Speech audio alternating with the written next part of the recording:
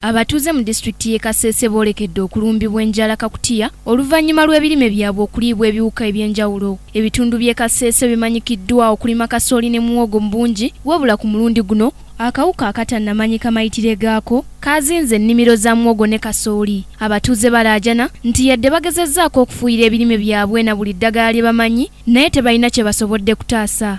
These temporaries are laid by the moth which fly at night.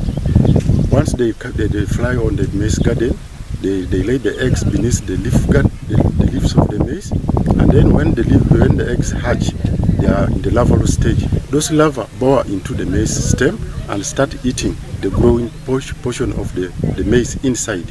And the result is that the maize either does not flower, or if it manages to flower, then the flower will dry before actually bringing the pollen. So in such cases, the maize will not be able to fertilize because there is no pollen to fertilize the one.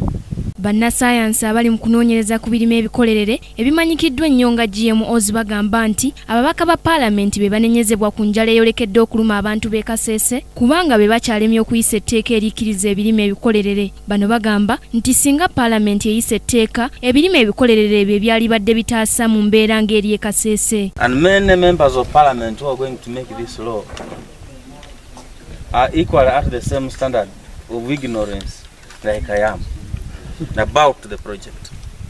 So it is important that you who are in the management of this project invite many more members of parliament for a workshop. Bannassaayansi era batiisizza nti singa paalamenti teyisa tteeka lya birime bikolerere bagenda kwegugunga bookya ebirime byonna bye babadde bagezesezaako. It doesn't give us any pleasure to see that after we get the results of this trial, we have to burn these plantations. We have to incinerate them and see that nothing remains on the ground. But in a country right now where people are going to bed without food, it's something that we can solve. If they are planting this maize that is resistant to disease, then they probably wouldn't have to go to bed hungry. So it's an irony, but without the law, this is as far as we can go. We shall ban and then continue another set of experiments. Nasaka Joeria, KTV, Amalindirire.